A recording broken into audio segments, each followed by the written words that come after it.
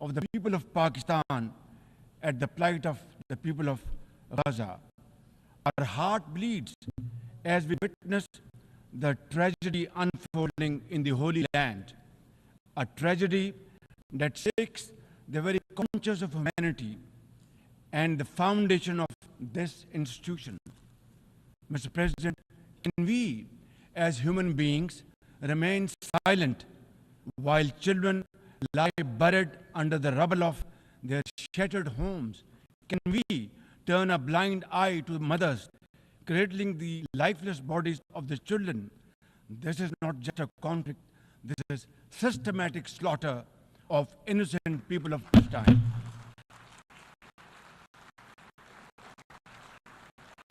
Ladies and gentlemen, an assault on the very essence of human life and dignity. The blood of Gaza's children stains the hands of not just the oppressors, but also those who are complicit in prolonging this cruel conflict. When we ignore their endless suffering, we diminish our humanity. It is not enough to condemn, Mr. President. We must act now and demand an immediate end to this bloodshed. We must remember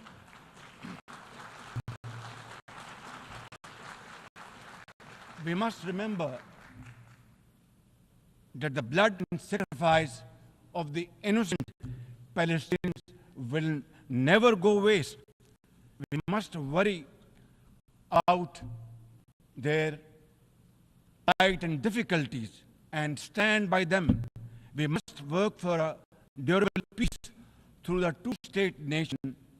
We must seek a viable, secure, contiguous, and sovereign state of Palestine based on the pre-1967 borders with Al-Quds al-Sharif as its eternal capital, and to advance the goals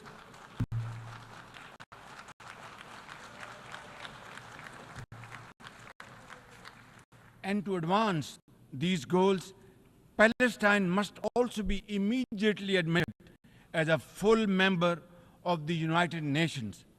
Mr. President, in a span of a few days, Israel's unrelenting bombing of Lebanon has killed over 500 people, including women and even small children. The failure to implement UN resolutions has emboldened Israel. It threatened to drag the entire Middle East into a war whose consequences could be very grave and beyond imagination. Similarly, like the people of Palestine, the people of Jammu and Kashmir too have struggled for a century for the freedom and right to self-determination. Instead of moving towards peace, India has resiled from its commitments to implement the Security Council resolutions on Jammu and Kashmir. These resolutions mandate a plebiscite to enable the people of Jammu and Kashmir to exercise their fundamental right to self-determination. Ladies and gentlemen, since the 5th of August 2019, India has initiated unilateral illegal steps to impose what its leaders ominously call a final solution for Jammu and Kashmir. Day in and day out, 900,000 Indian troops terrorize the people of occupied Jammu and Kashmir with draconian measures, including prolonged curfews, extrajudicial killings, and the abduction of thousands of young Kashmiris. At the same time, in a classic settler colonial project, India is seizing Kashmiri lands and properties and settling outsiders into occupied Jammu and Kashmir in their nefarious design to transform the Muslim majority into a minority. This hackneyed tactic is employed by all occupying powers, but it has always failed. In Jammu and Kashmir too, it shall fail by the grace of God. Ladies and gentlemen, Ladies and gentlemen, the Kashmiri people are resolute in rejection of the false Indian identity. The New Delhi seeks to impose upon them very, very severe conditions, and atrocities are being committed every hour. India's policy of brutal coercion and oppression in occupied Kashmir has ensured that Burhan Wani's legacy continues to inspire the struggle and sacrifices of millions of Kashmiris. Inspired by the legitimacy of the epic struggle, they remain defiant. Their heart-wrenching stories remind us that behind every statistic lies a human life, a dream deferred, and a hope shattered. Even more worryingly, it is engaged in massive expansion of its military capabilities, which are essentially deployed against Pakistan. Its war doctrines envisage a surprise attack and a limited war under the nuclear overhang. Thoughtlessly, India has spurned Pakistan's proposals for a mutual strategic restraint regime. Its leadership has often threatened to cross the line of control and take over Azad Kashmir. Ladies and gentlemen, Mr. President, let me state in no uncertain terms that Pakistan will respond most decisively to any Indian aggression. Therefore, to secure durable peace, India must reverse the unilateral and illegal measures it has taken since 5th of August 2019 and enter into a dialogue for a peaceful resolution of the Jammu and Kashmir dispute in accordance with the UN security resolutions and the wishes of the Kashmiri people. Mr. President, remember, illegal occupation creates a fresh hell every day in the killing fields of Palestine and in the pristine valleys of occupied Jammu and Kashmir. Apart from conflicts, Mr. President, the 21st century has brought a cascade of crises, including the reversal of development and the mounting impact of climate change. 2 years ago, my country was devastated by catastrophic floods, causing $30 billion in damages. It is now clear that each summer will bring blistering temperatures and trigger fresh climate impacts. Pakistan emits less than 1% of global carbon emissions, yet we have paid a very heavy price for no fault of ours. This is most unfair in any calculus of global justice. We must uphold the axiom, the polluter must pay.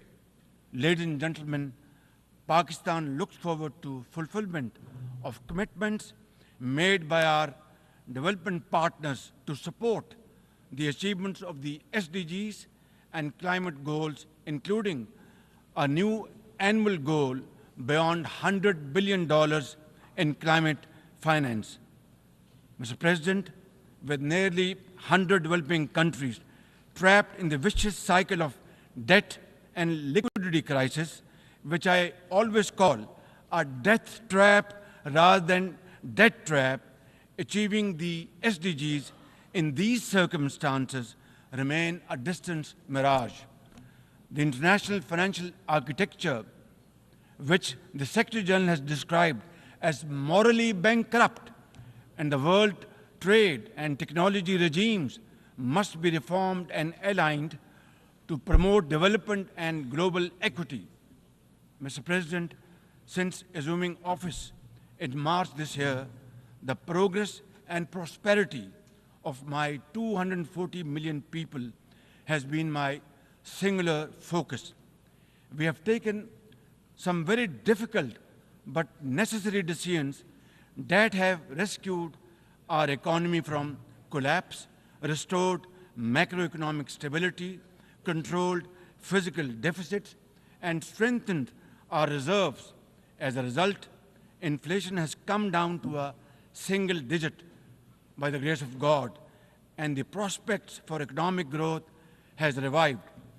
I would like to explain this challenge and the way we are negotiating, Mr. President,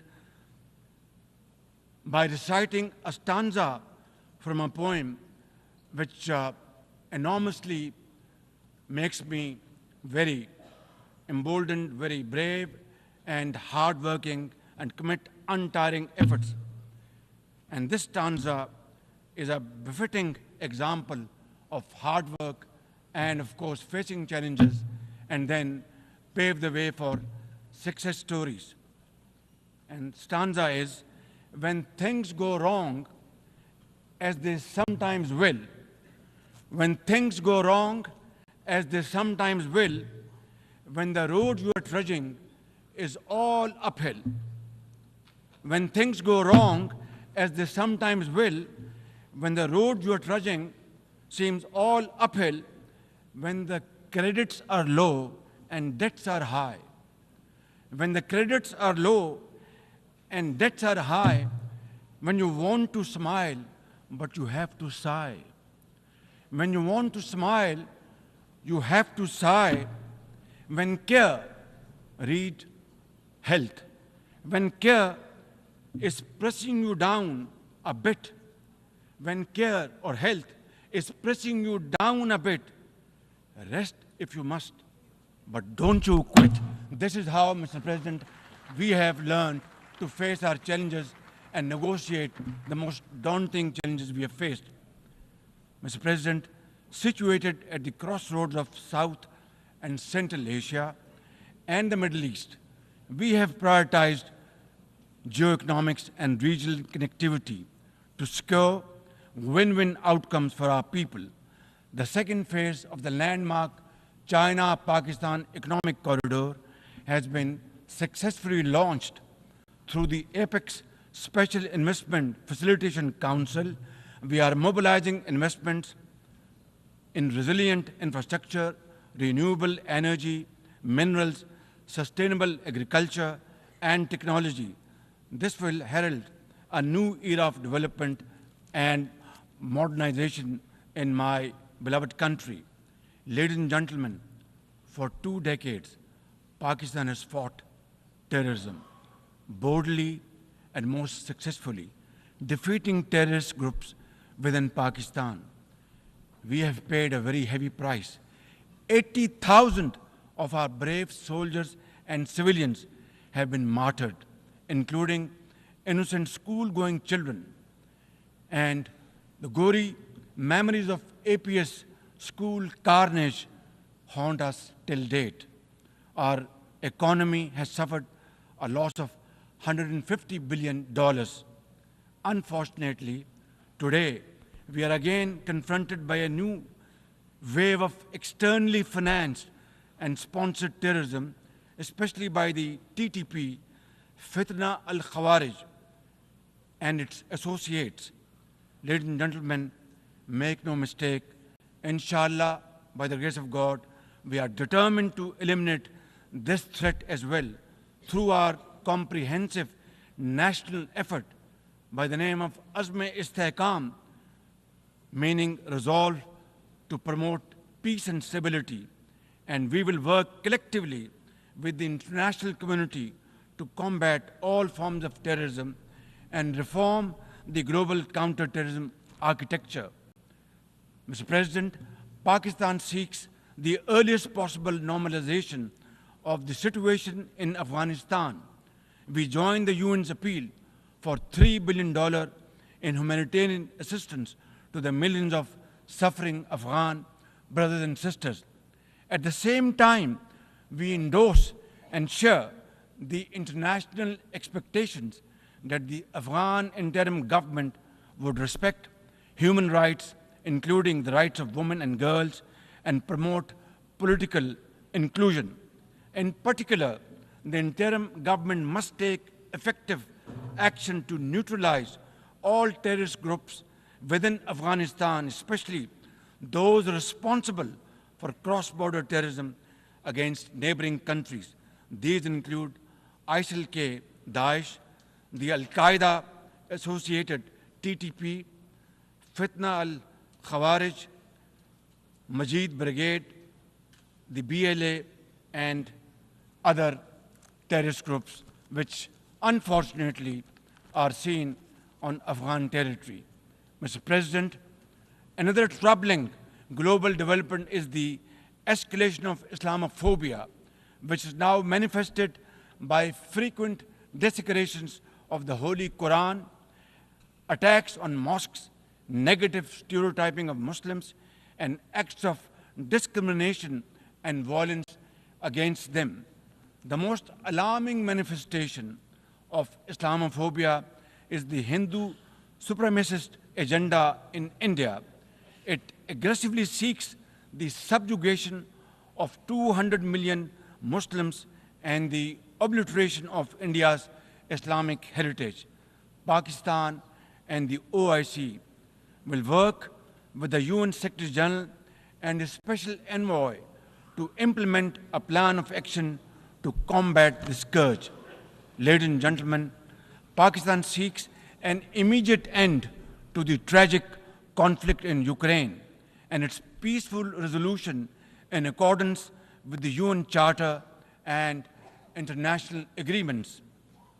Ladies and gentlemen, Pakistan has a long and proud history of solidarity, friendship, and cooperation with the nation of Africa. We will continue to cooperate with them to counter terrorism and resolve regional conflicts, including through UN peacekeeping and peace building in the region.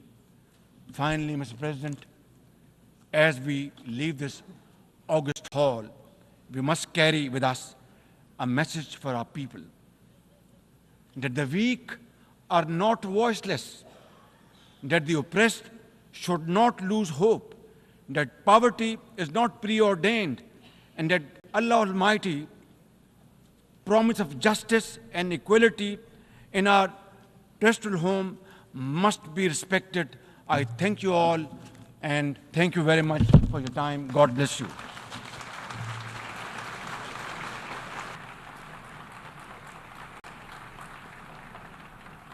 On behalf of the Assembly, वज़ीर आज़म मोहम्मद शहबाज शरीफ ने अक़वाम मुत्तहिदा के 79वें इजलास से general assembly के इजलास से खिताब किया है। उन्होंने सबसे पहले